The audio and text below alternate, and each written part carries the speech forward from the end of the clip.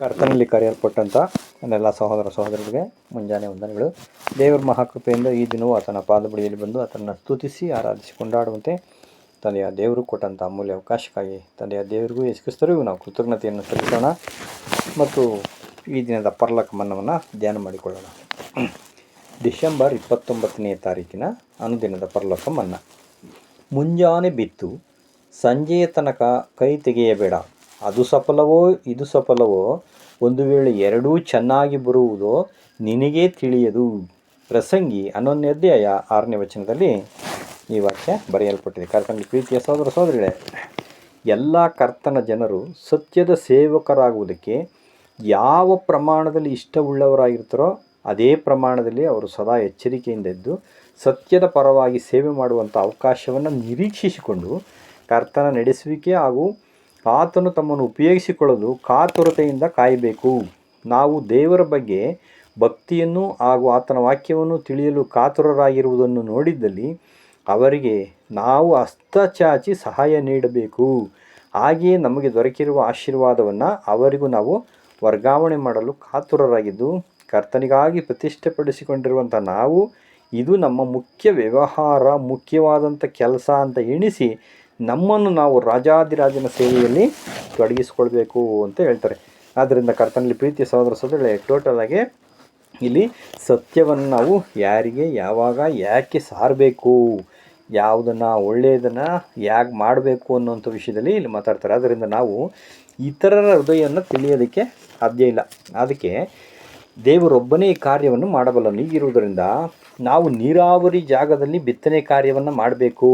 ಆದರೆ ನಾವು ಪರಿಶುದ್ಧವಾದಂಥ ವಿಷಯಗಳನ್ನು, ಅಂದರೆ ಸತ್ಯವಾದಂಥ ಈ ದೇವರ ವಾಕ್ಯವನ್ನು, ಅದು ಈ ಮುತ್ತುಗಳನ್ನು ಮತ್ತು ನಡತೆಯನ್ನು ಎರಡೂ ತರಗತಿಯವರೆಗೆ ಮಾಡೋಕ್ಕೆ ಹೋಗ್ಬಾರ್ದು, ಪ್ರಚಾರ ಮಾಡಬಾರ್ದು ಅಂತಾರೆ. ಒಂದು ನಾಯಿಗಳಂತಿರುವವ್ರಿಗೆ, ಅಂದರೆ ಜಗಳ ಗಂಟೆಗಳಾಗಿ ಸಿಟ್ಟಿನಿಂದ ನಮ್ಮ ಮೇಲೆ ಹಾರಿ ಬಿದ್ದು ಬೊಗಳುವಂಥ ಜನಗಳು. ಇನ್ನೊಂದು ಹಂದಿ ಗುಂಪಿಗೆ ಸೇರಿದಂಥವ್ರು, ಅಂದರೆ ಇವರು ಪಾಪದ ಕೊಚ್ಚಿಯಲ್ಲಿ ಹೊರಳಾಡ್ತಾ ಇರ್ತಾರೆ. ಇಂಥ ಪಂಗಡದವ್ರನ್ನ ಬಿಟ್ಟು ಮಿಕ್ಕವರಿಗೆ ದೇವರ ವಾಕ್ಯವನ್ನು ಸಾಕಷ್ಟು ಕೊಡಬೇಕು. ಬಡವರಿಗೆ, ದೀನರಿಗೆ, ಮನ ಮುರಿದಂಥವರಿಗೆ ಸ್ವಾರ್ಥ ಸಾರಬೇಕು ಅಂತ ನಮ್ಮ ಯೇಸು ಕ್ರಿಸ್ತರು ಹೇಳಿದ್ದಾರೆ. ಈ ಕೆಲಸವನ್ನು ನಾವು ಒಂದು ಸಾರಿ ಅಥವಾ ಎರಡು ಸಾರಿ ಮಾಡಿದರೆ ಸಾಕಾಗಲ್ಲ. ನಾವು ಆದಷ್ಟು ಮಟ್ಟಿಗೆ ಅವರಿಗೆ ಬೇಕಾಗುವಷ್ಟು ಸಾರಿ, ನಮಗೆ ಅನಾನುಕೂಲ ಆಗಿದ್ದರೂ ಸರಿ, ನಾವು ಪ್ರಚಾರ ಮಾಡೋದನ್ನು ಬಿಡಬಾರ್ದು.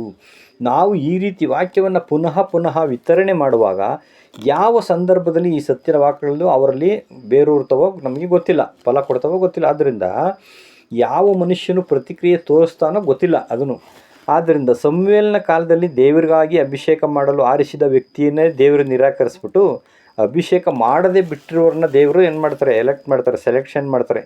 ಹೀಗಿರುವುದನ್ನು ನಾವು ತೀರ್ಮಾನವನ್ನು ಎಚ್ಚರಿಕೆಯಿಂದ ಮಾಡಬೇಕು. ದೇವರೊಬ್ಬನೇ ಅಂಥವರ ಹೃದಯವನ್ನು ಪರಿಶೀಲಿಸಿ ಅವರು ದೇವರ ವಾಕ್ಯಕ್ಕೂ ಹಾಗೂ ಆತನ ಅನುಗ್ರಹಕ್ಕೂ ಪಾತ್ರರಾಗಿರುವರನ್ನು ನಮಗೆ ಪ್ರಕಟಪಡಿಸ್ತಾರೆ.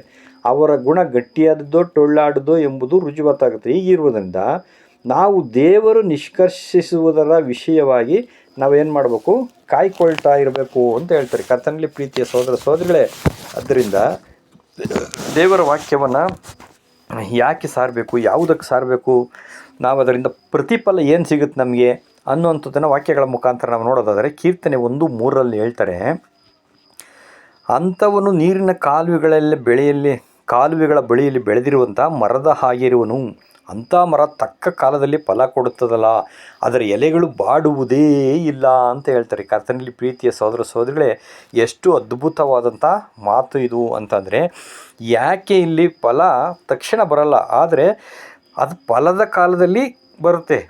ಆ ಫಲ ಬಂದಾಗ ಅದಕ್ಕೆ ನಾವು ಏನು ಮಾಡ್ತೀವಿ, ಅದ್ರ ಎಲೆನೂ ಬಾಡಲ್ಲ, ಅದು ಫಲ ಯಾವಾಗೂ ನಿಲ್ತದಲ್ಲ, ಎಂಥ ಫಲ ಸಿಕ್ತಪ್ಪ ಅಂತ ಆಶ್ಚರ್ಯ ಪಡ್ತೀವಿ, ಸಂತೋಷ ಪಡ್ತೀವಿ. ಆದರೆ ಯಾಕೆ ಆ ಫಲ ಬಂತು ಅಂತಂದರೆ, ನಾವು ಏನನ್ನು ಬಿತ್ತಿದ್ದೀವೋ ಅದರ ಮೇಲೆ ಫಲ ಡಿಪೆಂಡ್ ಆಗಿರ್ತದೆ. ಫಲ ಉಳಿತತೋ, ಕೊಳ್ತೋಗುತ್ತೋ, ಕೆಟ್ಟ ಫಲ ಬರುತ್ತೋ, ಒಳ್ಳೆ ಫಲ ಬರುತ್ತೋ ಅನ್ನೋದು ನಾವು ಬಿತ್ತುವುದರ ಮುಖಾಂತರ ಸಿಗುತ್ತೆ. ಇಲ್ಲಿ ಕೀರ್ತನೆಗಾರನು 1ನೇ ಅಧ್ಯಾಯದಲ್ಲೇ ನಾವು ಮೇಲಿನ ವಾಕ್ಯದಲ್ಲೇ ನೋಡಬೇಕಾದ್ರೆ ಅಲ್ಲಿ ಏನು ಹೇಳ್ತಾರಪ್ಪ ಅಂದರೆ, ಯಾವನು ಧರ್ಮಶಾಸ್ತ್ರದಲ್ಲಿ ಆನಂದ ಪಡುವನಾಗಿ ಹಗಲಿರುಳು ಅದನ್ನು ಧ್ಯಾನ ಮಾಡ್ತಾನೋ ಅಂಥ ಮನುಷ್ಯ ಹೆಂಗಿರ್ತಾನಪ್ಪ, ಅವನು ಯಾರ ಕೆಟ್ಟವ್ರ ಜೊತೆ ಕೂತ್ಕೊಳಲ್ಲ, ಕೆಟ್ಟವ್ರ ಜೊತೆ ಮಾತಾಡಲ್ಲ, ಧರ್ಮ ನಿಂದಕರೊಡನೆ ಕೂತುಕೊಳ್ಳದೆ ಆನಂದ ಪಡುವನಾಗಿ, ಧರ್ಮಶಾಸ್ತ್ರದಲ್ಲಿ ಅಂದರೆ ಒಳ್ಳೆಯ ವಿಷಯಗಳಲ್ಲಿ ಆನಂದ ಪಡುವನಾಗಿ ಹಗಲಿರುಳು ಧ್ಯಾನ ಮಾಡ್ತಾರೋ ಅಂಥವನು ಈ ಫಲ ಕೊಡ್ತಾನೆ ಅಂತ ಹೇಳ್ತಾರೆ. ಕರ್ತನಲ್ಲಿ ಪ್ರೀತಿಯ ಸಹೋದರ ಸಹೋದರಿಗಳೇ, ಅಂಥ ಫಲ ಯಾವತ್ತೂ ತಪ್ಪೋದಿಲ್ಲ, ಅದು ಬಂದೇ ಬರುತ್ತೆ, ಅದು ನಿಲ್ಲುತ್ತೆ, ಯಾವಾಗಲೂ ಸದಾಕಾಲ ಹಸುರಾಗಿರ್ತದೆ, ಫಲ ಕೊಡ್ತಾರೆ ಇರ್ತಾರೆ. ಅಂದರೆ ನಾವು ಸತ್ಯ ಬಿತ್ತೋದಾಗ್ಬೋದು, ಸತ್ಯವನ್ನು ಅನುಸರಿಸೋದಾಗ್ಬೋದು, ಅದರಲ್ಲಿ ನಾವು ಕಾಲ ಕಳೆದ್ರೆ ಅದಕ್ಕೆ ಬರುವಂಥ ಪ್ರತಿಫಲ ತಪ್ಪೋದೇ ಇಲ್ಲ. ತಕ್ಕ ಕಾಲದಲ್ಲಿ ಅದು ಫಲ ಕೊಡ್ತದೆ, ಬಂದೇ ಬರುತ್ತೆ, ಅದಕ್ಕೆ ಪ್ರತಿಫಲ ಸಿಗುತ್ತೆ ಅನ್ನೋಂಥದ್ದನ್ನು ಇಲ್ಲಿ ಹೇಳ್ತಾರೆ. ಕೀರ್ತನೆ 128:1 ಹೇಳ್ತಾರೆ, ಯೆಹೋವನಲ್ಲಿ ಭಯಭಕ್ತಿಯುಳ್ಳವನಾಗಿ ಆತನ ಮಾರ್ಗದಲ್ಲಿ ನಡೆಯುವಂಥವರು ಧನ್ಯರು. ನಿನ್ನ ಕಷ್ಟಾರ್ಜಿತವನ್ನು ನೀನೇ ಅನುಭವಿಸುವಿ, ನೀನು ಧನ್ಯನು, ನಿನಗೆ ಶುಭವಿರ್ತತೆ ಅಂತ ಹೇಳ್ತಾರೆ.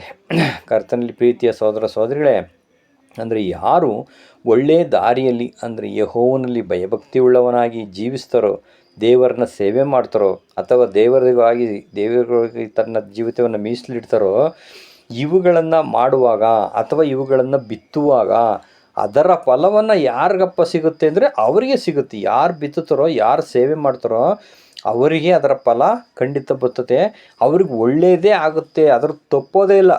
ಒಳ್ಳೆಯದು ಅನ್ನೋಂಥದ್ದು ಬಂದೇ ಬರುತ್ತೆ ಅಂತ ಹೇಳ್ತಾರೆ. ಕರ್ತನಲ್ಲಿ ಪ್ರೀತಿಯ ಸಹೋದರ ಸಹೋದರಿಗಳೇ, ಹಾಗಾದರೆ ನಾವು ಒಳ್ಳೆಯದನ್ನು ಬಿತ್ತುವುದು ಅಥವಾ ಒಳ್ಳೆಯದನ್ನು ಸಾರುವಂಥದ್ದು, ಒಳ್ಳೆಯದು ಯಾವುದು? ದೇವರ ವಾಕ್ಯ ಒಂದೇ, ಶುಭವಾರ್ತೆ, ಸತ್ಯ ಸುವಾರ್ತೆಗಳು, ಅದನ್ನು ಸಾರುವಾಗಾಗ್ಬೋದು, ಅನುಸರಿಸುವಾಗಾಗ್ಬೋದು, ನಮಗೆ ಅದರ ಫಲ ಖಂಡಿತ ಸಿಗುತ್ತೆ. ಎರಡೂ ಫಲ ಕೊಡ್ಬೋದು, ದೇವರಿಗೆ ಬಿಡಬೇಕು ಅದನ್ನು ವಿಷಯವನ್ನು, ತೀರ್ಮಾನವನ್ನು ಅಂತ ಹೇಳ್ತಾರೆ. ಜ್ಞಾನೋಕ್ತಿ 11ನೇ ಅಧ್ಯಾಯ 18 ಹೇಳ್ತಾರೆ, ಆ ಅಧರ್ಮದ ಸಂಬಳವು ಜೊಳ್ಳು, ಧರ್ಮವನ್ನು ಬಿತ್ತುವ ಲಾಭ ಪೂರ್ತಿ ಗಟ್ಟಿಯಾಗಿರ್ತದೆ. ನೋಡಿ, ಧರ್ಮ ನಿರತನಿಗೆ ಜೀವ, ಅಧರ್ಮಾಸಕ್ತನಿಗೆ ಮರಣ. ಅಂದರೆ ಒಳ್ಳೆಯದನ್ನು, ಅಂದರೆ ದೇವರ ವಾಕ್ಯ ಒಳ್ಳೆಯದು ಅದಾಗಿರ್ಬೋದು, ಅಥವಾ ದೇವರ ಸೇವೆ ಮಾಡೋದಾಗಿರ್ಬೋದು, ಸತ್ಯ ಸಾರೋದಾಗಿರ್ಬೇಕು, ಅದಕ್ಕೆ ಸಿಗುವಂಥ ಸಂಬಳ ಏನಪ್ಪ ಅಂದರೆ ನಿತ್ಯ ಜೀವ. ಅಂದರೆ ಯಾವಾಗ ಎವರ್ ಲಾಸ್ಟಿಂಗ್ ಲೈಫ್, ಅಂದರೆ ಯಾವಾಗಲೂ ಜೀವ ಇರೋವಂಥದ್ದು, ಅಮರತ್ವ ಪದವಿ ಸಿಗುತ್ತೆ ಅವನಿಗೆ ಒಳ್ಳೇದು ಮಾಡುವಾಗ. ಆದರೆ ಅಧರ್ಮಾಸಕ್ತನಿಗೆ ಸಿಗುವಂಥ ಸಂಬಳ ಜೊಳ್ಳು, ಅಂದರೆ ಮರಣ. ಅದೇನು ಪ್ರಯೋಜನವೇ ಇಲ್ಲ, ಹೋಗ್ಬಿಟ್ರದು ವೇಸ್ಟ್ ಅದು ಅಂತ ಹೇಳ್ತಾರೆ. ಅದನ್ನೇ ನಾವು ಈಗ ನೆಕ್ಸ್ಟು ಯೆಶಾಯನ ಪ್ರವಾದನೆ ಗ್ರಂಥ 58:6-14 ನಾವು ನೋಡಬೇಕಾದ್ರೆ ಹೇಳ್ತಾರೆ, ನೋಡ್ರಿ, ಕೇಡಿನ ಬಂಧಗಳನ್ನು ಬಿಚ್ಚುವುದು, ನೊಗದ ಕಣ್ಣಿಗಳನ್ನೆಲ್ಲ ಕಳಚುವುದು, ಜಜ್ಜಿ ಹೋದವರನ್ನ ಬಿಡುಗಡೆ ಮಾಡುವುದು, ನೊಗಗಳನ್ನೆಲ್ಲ ಮುರಿಯುವುದು, ಹಸಿದವರಿಗೆ ಅನ್ನ ಹಂಚುವುದು, ಅಲೆಯುತ್ತಿರುವ ಬಡವರನ್ನ ಮನೆಗೆ ಬರಮಾಡಿಕೊಳ್ಳುವುದು, ಬೆತ್ತಲೆಯವರನ್ನು ಕಂಡಾಗೆಲ್ಲ ಅವರಿಗೆ ಒದಿಸುವುದು, ನಿನ್ನಂತೆ ನರನಾಗಿ ಇರುವ ಯಾವನಿಗೆ ಅದರ ಮುಖ ತಪ್ಪಿಸಿಕೊಳ್ಳದೇ ಇರುವುದು. ಇವುಗಳೇ ನನಗೆ ಇಷ್ಟವಾದಂಥ ಉಪವಾಸ ಅಂತ ಹೇಳ್ತಾರೆ. ಕರ್ತನಲ್ಲಿ ಪ್ರೀತಿಯ ಸಹೋದರ ಸಹೋದರಿಗಳೇ, ನೋಡಿ, ಇವು ನನಗೆ ಇಷ್ಟವಾದಂಥ ಉಪವಾಸಗಳು. ಅಂದರೆ ನೀವು ಉಪವಾಸಗಳೆಲ್ಲ ಮಾಡ್ತಿರಲ್ಲ, 40 ದಿನ ಉಪವಾಸ, 30 ದಿನ ಉಪವಾಸ, 10 ದಿನ, 7 ದಿನ, 3 ದಿನ, ಹೀಗೆಲ್ಲ ಉಪವಾಸ ಮಾಡ್ತಿರಲ್ಲ, ಅವು ನಿಜವಾದ ಉಪವಾಸ ಅಲ್ಲ. ಇವು ನಿಮಗೆ ಮಾಡೋವಂಥವು. ಈ ಉಪವಾಸಗಳಿಂದ ಏನಪ್ಪ ಸಿಗ್ತವೆ ಅಂದರೆ ಜಗಳ, ನಿಮಗೆ ಪ್ರತಿಷ್ಠೆಗಳು, ನಿಮ್ಮ ಪ್ರತಿಷ್ಠೆಗಳು, ನೀವು ಉಪವಾಸಿ ಅಂತ ಗೊತ್ತಾಗೋ ಥರ ಎಲ್ರಿಗೂ ತೋರಿಸ್ಕೊಳ್ಳೋವಂಥದ್ದು. ಇವು ಅಂದರೆ ಕೇಡಿನ ಗುದ್ದುಗಳು, ಜಗಳಗಳು, ಇದರಿಂದ ಮನಸ್ತಾಪಗಳು, ಇದರಿಂದ ಬೇಜಾರುಗಳು ಬರೀ ಇವೆ ಆಗ್ತವೆ. ಆದರೆ ನಿಜವಾದ ಉಪವಾಸ ಯಾವುದು ಅಂತ ನಾನು ಹೇಳ್ತೀನಿ ನೋಡ್ರಿ ಇಲ್ಲಿ ಅಂತ ಹೇಳ್ತಾರೆ. ಇಲ್ಲಿ 5ನೇ ವಾಕ್ಯದಿಂದ, ಆತ್ಮವನ್ನು ಕುಂದಿಸುವುದಕ್ಕಾಗಿ ನಾನು ನೇಮಿಸಿದ ಉಪವಾಸ ದಿನಗಳು ಇಂಥದ್ದು. ಒಬ್ಬನು ಜೊಂಡಿನಂತೆ ತಲೆ ಬಗ್ಗಿಸ್ಕೊಂಡು ಗೋಣಿ ತಟ್ಕೊಂಡು ಬೂದಿಯನ್ನು ಆಸನ ಮಾಡಿಕೊಂಡು ಯೆಹೋವನಿಗೆ ಸಮರ್ಪಕವಾದ ಉಪವಾಸ ಅಂತಿರೋ, ಅದಲ್ಲ ನೋಡಿ.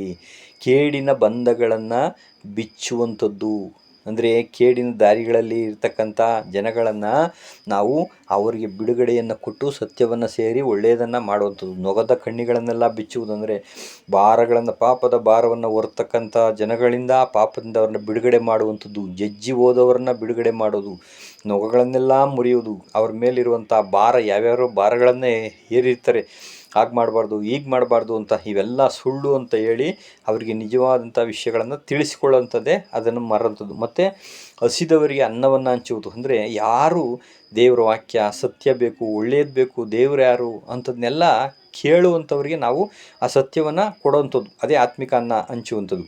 ಅಲೆಯುತ್ತಿರುವಂಥ ಬಡವರನ್ನು ಮನೆಗೆ ಬರಮಾಡಿಕೊಳ್ಳುವಂಥದ್ದು, ಅಂದರೆ ದೇವರು ಯಾರು ಗೊತ್ತಿಲ್ಲ, ಅಯ್ಯೋ ನಮಗೆ ಬಿಡುಗಡೆ ಇಲ್ಲ, ಅಯ್ಯೋ ನಮ್ಗೆ ಯಾರು ಗತಿ ಇಲ್ಲ ಅಂತ ಹೇಳ್ತಿರ್ತಾರಲ್ಲ, ಎಲ್ಲಿ ನಮಗೆ ರಕ್ಷಣೆ ಐತಪ್ಪ, ಎಲ್ಲಿ ಶಾಂತಿ ಐತಪ್ಪ ಅಂತ ಅಂಥವ್ರನ್ನ ಮನೆಗೆ ಬರಮಾಡಿಕೊಂಡು ಅವರಿಗೆ ಸತ್ಯವನ್ನು ಹೇಳುವಂಥದ್ದು, ಅವರ ಬೆತ್ತಲೆಯನ್ನು ಕಂಡಾಗಲೆಲ್ಲ ಅವರಿಗೆ ಒಲಿಸುವುದು, ಅಂದರೆ ಅವರಿಗೆ ಒಂದು ರಕ್ಷಣೆಯನ್ನು ನಾವು ಕೊಡುವಂಥ ಕೆಲಸಗಳು ಆ ಥರ ಮಾಡೋದು.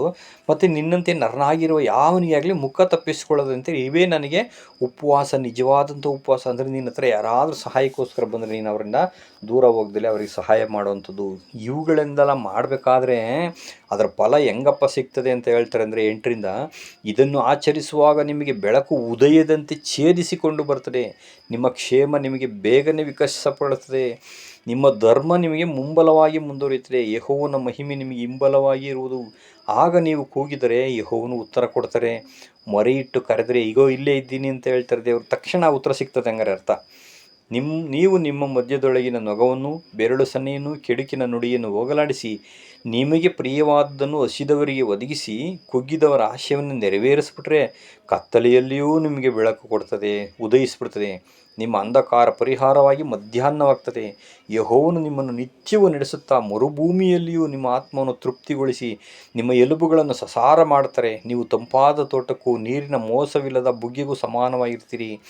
ನಿಮ್ಮ ಸಂತಾನ ಪುರಾತನ ಕಾಲದಲ್ಲಿ ಹಾಳಾದ ನಿವೇಶನಗಳನ್ನು ತಿರುಗಿ ಕಟ್ತಾರೆ. ನೀವು ತಲಾಂತರಗಳಲ್ಲಿ ಪಾಳು ಬಿದ್ದಿರುವಂಥ ಅಸ್ಥಿವಾರಗಳ ಮೇಲೆ ಕಟ್ಟಡಗಳನ್ನು ಎಬ್ಬಿಸ್ತೀರಿ. ಬಿದ್ದ ಗೋಡೆಗಳನ್ನು ಹಾಕಿ ಜನಾಂಗಗಳ ಆದಿಗಳಲ್ಲಿ ತಿರುಗಾಡುವ ಸ್ಥಿತಿಗೆ ತರುತ್ತೀರಾ ಎಂಬಿ ಜನಾಂಗಗಳು ಎಂಬತಕ್ಕಂಥ ಬಿರುದುಗಳು ನಿಮಗೆ ಉಂಟಾಗ್ತವೆ. ನೀವು ಸಬ್ಬತ್ ದಿನವನ್ನು ಅಗಮ್ಯವಾದುದೆಂದು ತಿಳಿದು ನನ್ನ ಪರಿಶುದ್ಧ ದಿನದಲ್ಲಿ ನೀವು ನಿತ್ಯ ಕೆಲಸವನ್ನು ಮಾಡದೆ ಸ್ವೇಚ್ಛೆಯಾಗಿ ನಡೆದೆ, ಅಂದರೆ ನನ್ನ ವಿಷಯಗಳಿಗೆ ನೀವು ಟೋಟಲಾಗಿ ಗಮನ ಕೊಟ್ಟು ನೀವು ಒಳ್ಳೆಯ ಕಾರ್ಯಗಳನ್ನು ಮಾಡಿದ್ರೆ ಹೇಳ್ತಾರೆ, ಹರಟದೆ ದೇವರ ದಿನ ಅಂತ ಅವತ್ತು ನೀವು ಪ್ರಾಶಸ್ತ್ಯ ಕೊಟ್ಟು ನನ್ನ ದಿನದಲ್ಲಿ ನೀವು ಸಬ್ಬತ್ ದಿನದಲ್ಲಿ ಉಲ್ಲಾಸವಾದವು, ಮನೋಹರವಾದದ್ದು, ಮಾನ್ಯವೊಂದು ಎಣಿಸಿ ಘನಪಡಿಸಿದರೆ ನೀವು ಯೆಹೋವನಲ್ಲಿ ಉಲ್ಲಾಸ ಪಡ್ತೀರಿ, ಅಂದರೆ ನನ್ನ ಆಶೀರ್ವಾದದಲ್ಲಿ ಪಾಲು ತಗೊಳ್ತೀರಾ, ಯೆಹೋವನಲ್ಲಿ ಉಲ್ಲಾಸ ಪಡ್ತೀರಿ. ಮತ್ತು ನಾನು ನಿಮ್ಮನ್ನು ಭೂಮಿಯ ಎತ್ತರವಾದ ಪರ್ವತಗಳ ಮೇಲೆ ಎತ್ತಿಸಿ ನಿಮಗೆ ಪಿತೃವಾದ ಯಾಕೋಬಿನ ಸ್ವಾಸ್ಥ್ಯವನ್ನು ನೀವು ಅನುಭವಿಸುವಂತೆ ಮಾಡ್ತೇನೆ. ಯೆಹೋವನೇ ಇದನ್ನು ನುಡಿದಿದ್ದಾನೆ. ನೋಡಿ, ಕರ್ತನಲ್ಲಿ ಪ್ರೀತಿಯ ಸಹೋದರ ಸಹೋದರಿಗಳು, ಎಂಥ ಅದ್ಭುತವಾದಂಥ ವಾಗ್ದಾನಗಳನ್ನು, ವರಗಳನ್ನು, ಅದರ ಫಲವನ್ನು ದೇವರು ನಮಗೆ ಕೊಡ್ತೀನಿ. ಯಾಕೆ ಅಂದರೆ ಒಳ್ಳೆಯದನ್ನು ಬಿತ್ತಿದರೆ, ಒಳ್ಳೆಯದನ್ನು, ದೇವರ ಸೇವೆಯನ್ನು, ದೇವರ ವಾಕ್ಯವನ್ನು ಸಾರಿದ್ರೆ ಈ ಮಾಡುವಂಥ ಕೆಲಸ ಅವರಿಗೆ ಸಿಗುವಂಥ ಪ್ರತಿಫಲದ ಬಗ್ಗೆ ಇಲ್ಲಿ ದೇವರು ಆಶ್ವಾಸನೆಯನ್ನು, ಅಭಯವನ್ನು ಕೊಡ್ತಾರೆ ಅಂತ ನಾವು ನೋಡ್ತೀವಿ. ಯೆಶಾಯ 66:11 ನಿಮ್ಮ ರಕ್ಷಣೆ ಸಮೀಪವಾಯಿತು, ಯೆಹೋವನು ದಯಪಾಲಿಸಿದ ಬಹುಮಾನ ಆತನೊಂದಿಗಿದೆ. ಅಂದರೆ ನೀವಿಲ್ಲಿ ನಿನಗೆ ರಕ್ಷಣೆ ಸಿಕ್ಕತ್ತೆ, ದೇವರಿಂದ ಬರುವಂಥ ಬಹುಮಾನ ಅದು ನಿನಗೇನೆ, ಇನ್ಯಾರಿಗೂ ಅಲ್ಲ. ಯಾಕೆ ಬಹುಮಾನ ಕೊಡ್ತಾರೆ ಅಂದರೆ ಅಲ್ಲೇ ಮೇಲಿನ ವಾಕ್ಯದಲ್ಲಿ ಹೇಳ್ತಾರೆ, ಹತ್ತರಲ್ಲಿ ಊರು ಬಾಗಿಲುಗಳಲ್ಲಿ ಹಾದು ಬನ್ನಿರಿ, ಜನಾಂಗಗಳಿಗೆ ದಾರಿಗಳನ್ನು ಸಿದ್ಧ ಮಾಡಿರಿ, ರಾಜಮಾರ್ಗವನ್ನು ಎತ್ತರಿಸಿ ಕಲ್ಲುಗಳನ್ನು ತೆಗೆದು ಹಾಕಿರಿ.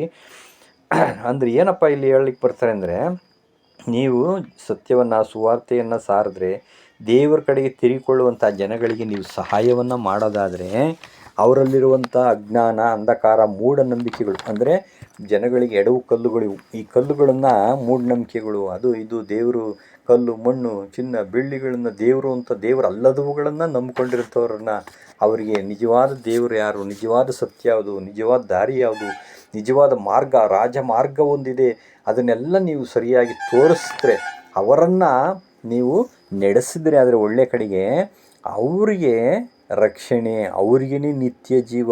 ಈ ಕೆಲಸನ ಸಭೆ ಮಾಡ್ತಾಯಿದೆ. ಅಂದರೆ ಚಿಕ್ಕ ಹಿಂಡು ಆಗಿರ್ತಕ್ಕಂಥವ್ರು ಕ್ರಿಸ್ತನ ಮಾರ್ಗದಲ್ಲಿ ಹೆಜ್ಜೆ ಜಾಡನ್ನು ಹಿಂಬಾಲಿಸ್ತಕ್ಕಂಥವ್ರು ಈ ಕೆಲಸನ ಮಾಡ್ತಾಯಿದ್ದಾರೆ, ಅವರಿಗೆ ನಾನು ಕೊಡ್ತೀನಿ ಅಂತ ಹೇಳ್ತಾರೆ. ಯೋಹಾನ 18:37 ಸ್ವಾಮಿ ಹೇಳ್ತಾರೆ, ನಾನು ಸತ್ಯದ ವಿಷಯದಲ್ಲಿ ಸಾಕ್ಷಿ ಕೊಡೋಕ್ಕೆ ನಾನು ಬಂದಿರೋದು, ನಾನು ಸತ್ಯಕ್ಕೋಸ್ಕರನೇ ನಾನು ಬಂದಿದ್ದೀನಿ. ಅಂದರೆ ಯೇಸು ಕ್ರಿಸ್ತನೂ ಸಹಿತ ಅದಕ್ಕೋಸ್ಕರನೇ ಅವರು ನೇಮಿಸಲ್ಪಟ್ಟರು. ಈ ಲೋಕದಲ್ಲಿರುವಂಥವ್ರನ್ನ, ಬಡವರನ್ನು, ದೀನರನ್ನ ಸುವಾರ್ತೆಯನ್ನು ಸಾರಿ ತಂದೆಯ ಕಡೆಗೆ ಮನಸ್ಸನ್ನು ತಿರುಗಿಸೋದಕ್ಕೋಸ್ಕರನೇ ಅವರು ಬಂದರು. ಅವರು ಸತ್ಯ ಸುವಾರ್ತೆಯನ್ನು ಸಾರಿದ್ರಿಂದ 12 ಜನ ಶಿಷ್ಯರು ತಯಾರಾಗ್ತಾರೆ. 12 ಜನ ಶಿಷ್ಯರಿಂದ ಮುಂದೆ 1,44,000 ಮಂದಿ ಚಿಕ್ಕ ಹಿಂಡು ತಯಾರಾಗುತ್ತೆ. ಅದಕ್ಕೆ ಆದಮೇಲೆ ಇಡೀ ಲೋಕವೇ ದೇವ್ರ ಕಡೆಗೆ ತಿರುಗಿಸ್ತಾರೆ. ನೋಡಿ, ಯೇಸು ಕ್ರಿಸ್ತನ ಸುವಾರ್ತೆ ಸಾರಿದ್ರಿಂದ ಅದರ ಬರೋ ಪ್ರತಿಫಲ ಮುಂದೆ ಹೆಂಗಪ್ಪ ಸಿಕ್ತು ಅಂದರೆ, ಇಡೀ ಸಮಸ್ತ ಲೋಕವನ್ನು ದೇವರನ್ನು ಅಡ್ಡ ಬಿದ್ದು ಆರಾಧಿಸುತ್ತೆ. ಸ್ವರ್ಗ, ಮರ್ತ್ಯ, ಪಾತಾಳದಲ್ಲಿರುವವರು ಎಲ್ಲರೂ ಯೇಸು ಕ್ರಿಸ್ತನನ್ನು ಒಡೆಯನೆಂದು ಆರಾಧಿಸುವಂಥ ಕಾಲ ಫಲ ಬರುತ್ತೆ. ಎಲ್ಲರೂ ಪುನರುತ್ಥಾನ ಆಗ್ತದೆ, ಅದರ ಪ್ರತಿಫಲ ಅಂತ ಹೇಳ್ತಾರೆ. ಆದ್ದರಿಂದ 1 ಕೊರಿಂಥ 15:58 ಹೇಳ್ತಾರೆ, ಆದ್ದರಿಂದ ಪ್ರಿಯ ಸಹೋದರರೇ, ಸ್ಥಿರಚಿತ್ತರಾಗಿಯೂ ನಿಶ್ಚಲರಾಗಿಯೂ ಇರ್ರಿ. ನೀವು ಮಾಡುವ ಕರ್ತನ ಸೇವೆಯಲ್ಲಿ ಪಡುವ ಪ್ರಯಾಸ ನಿಷ್ಫಲವಾಗುವುದಿಲ್ಲ ಎಂದು ತಿಳಿದು ಕರ್ತನ ಸೇವೆಯನ್ನು ಕೆಲಸವನ್ನು ಯಾವಾಗಲೂ ಅತ್ಯಾಸಕ್ತಿಯಿಂದ ಮಾಡಿರಿ. ಹಿಂಗೆ ಮಾಡಿದ್ರೆ ನಿಮಗೆ ಖಂಡಿತ ಪ್ರತಿಫಲ ಕೊಡುತ್ತೆ. ರೋಮ 2:7 ಹೇಳ್ತಾರಲ್ಲ, ಯಾರು ಘನ ಮಾನ ಮಹಿಮೆ ನಿರ್ಲಯತ್ವವನ್ನು ಪಡಿಬೇಕೆಂದು ಒಳ್ಳೆಯದನ್ನು ಬೇಸರಗೊಳ್ಳದೇ ಮಾಡ್ತಾರೋ ಅವರಿಗೆ ನಿತ್ಯ ಜೀವ ಅಂತ ಹೇಳ್ತಾರೆ. ಕರ್ತನಲ್ಲಿ ಪ್ರೀತಿಯ ಸಹೋದರ ಸಹೋದರರೇ, ಆದ್ದರಿಂದ ಸತ್ಯವನ್ನು ಸುವಾರ್ತೆಯನ್ನು ಸಾರುವಾಗ ನಾವು ಯಾವಾಗ ಫಲ ಸಿಗ್ತದೆ, ಅವ್ರು ಈಗ ಪ್ರತಿಕ್ರಿಯೆ ಕೊಡ್ತಾರ, ನಾವು ಏನು ಮಾಡ್ತಾ ಇಲ್ವಲ್ಲ, ನಮಗೇನು ರಿಪ್ಲೈ ಬರ್ತಾ ಇಲ್ವಲ್ಲ, ಇವೆಲ್ಲ ಚಿಂತೆ ಬೇಡ. ನಮ್ಮ ದೇವ್ರ ವಾಕ್ಯವನ್ನು ಸಾರುವಂಥದ್ದು, ಸತ್ಯವನ್ನು ಹೇಳೋವಂಥದ್ದು, ಜನಗಳಿಗೆ ಒಳ್ಳೆಯದನ್ನು ಮಾಡೋವಂಥದ್ದು, ನಾವು ಒಳ್ಳೆಯ ದಾರಿಯಲ್ಲಿ ನಡೆಯುವಂಥದ್ದು, ಇವುಗಳನ್ನೆಲ್ಲ ಮಾಡಿದ್ರೆ ಖಂಡಿತ ಒಳ್ಳೆಯ ಫಲ ತಕ್ಕ ಸಮಯದಲ್ಲಿ ದೇವರು ನಮಗೆ ಕೊಡ್ತಾರೆ ಅನ್ನೋ ನಂಬಿಕೆ, ವಿಶ್ವಾಸದಿಂದ, ಆಸಕ್ತಿಯಿಂದ ನಾವು ಮಾಡೋದಾದರೆ ಖಂಡಿತ ದೇವರು ಅದಕ್ಕೆ ಪ್ರತಿಫಲವನ್ನು, ಆಶೀರ್ವಾದವನ್ನು ಕೊಡ್ತಾರೆ ಅನ್ನೋಂಥದ್ದು. ಇಷ್ಟೊಂದು ವಾಕ್ಯಗಳು, ಇನ್ನೂ ಬೇಕಾದಷ್ಟು ವಾಕ್ಯಗಳನ್ನು ಸತ್ಯವೇದದಲ್ಲಿ ಓದಿದ್ರೆ ನಮಗೆ ತಿಳಿಯಪಡಿಸುತ್ತೆ. ಆದ್ದರಿಂದ ತಂದೆಯ ದೇವರು ಇವತ್ತು ಇಂಥ ಅದ್ಭುತವಾದಂಥ ಪಾಠವನ್ನು ನಮಗೆ ಕೊಟ್ಟು ನಮ್ಮನ್ನು ಬಲಪಡಿಸಿದ್ದಕ್ಕಾಗಿ ತಂದೆಯ ದೇವರಿಗೆ ಯೇಸುಕ್ರಿಸ್ತನಿಗೂ ಕೃತಜ್ಞತೆಯನ್ನು ಸಲ್ಲಿಸೋಣ. ಎಲ್ಲರಿಗೂ ದೇವರು ಒಳ್ಳೆಯದು ಮಾಡಲಿ. ತಾಳ್ಮೆಯಿಂದ ಕೇಳಿದ್ರೆ ನಿಮಗೂ ವಂದನೆಗಳು. ಪ್ರಾರ್ಥನೆ ಮಾಡ್ಕೊಳ್ಳೋಣ. ನಮ್ಮನ್ನು ಬಹಳವಾಗಿ ಪ್ರೀತಿ ಮಾಡುವ ಪರಲೋಕ ಭೂಲೋಕಗಳ ಸರ್ವಶಕ್ತನಾದ ಯೆಹೋವ ದೇವರೇ, ನಿಮ್ಮ ನಾಮಕ್ಕೆ ಯೇಸುಕ್ರಿಸ್ತರ ಮುಖಾಂತರ ಅನಂತ ಸ್ತೋತ್ರ ಘನಮಾನ ಮಹಿಮೆ ಸಲ್ಲಿಸ್ತೇವೆ. ಅಪ್ಪ ತಂದೆಯ ದೇವರೇ, ಹೌದು ತಂದೆ, ಒಳ್ಳೆಯದನ್ನು ಮಾಡುವುದಕ್ಕೆ ಬೇಸರಗೊಳ್ಳದೆ ನಾವು ಮಾಡುವಂತೆ ನಮ್ಮ ಆತ್ಮವನ್ನು ಪ್ರೇರೇಪಿಸಿದ್ದಕ್ಕಾಗಿ ನಿಮ್ಮನ್ನು ಕೊಂಡಾಡ್ತೇವೆ. ಈ ಮಾತುಗಳನ್ನು, ವಾಕ್ಯಗಳನ್ನು, ಪಾಠವನ್ನು ಧ್ಯಾನ ಮಾಡುವಂಥ ಎಲ್ಲ ನಿನ್ನ ಮಕ್ಕಳನ್ನು ಆಶೀರ್ವದಿಸಿರಿ, ಕಾಪಾಡ್ರಿ. ಎಲ್ಲ ಸ್ತುತಿಯು ಘನ ಮಹಿಮೆ ನಿಮ್ಮೊಬ್ಬರಿಗೆ ಯೇಸುಕ್ರಿಸ್ತರ ಮುಖಾಂತರ ಸಲ್ಲಿಸುತ್ತಾ ಈ ಒಂದು ಚಿಕ್ಕ ಪ್ರಾರ್ಥನೆಯನ್ನು ನಿಮ್ಮ ಮಗನು, ನಮ್ಮ ರಕ್ಷಕನು, ವಿಮೋಚನೆಯಾಗಿರುತ್ತೆ ಯೇಸುಕ್ರಿಸ್ತನ ನಾಮದಲ್ಲಿ ತಾಳ್ಮೆಯಿಂದಲೂ ವಿನಯದಿಂದ ಬೇಡ್ಕೊಳ್ತೇವೆ ಪರಲೋಕ ತಂದೆಯೇ. ಆಮೇನ್. Thank you brothers.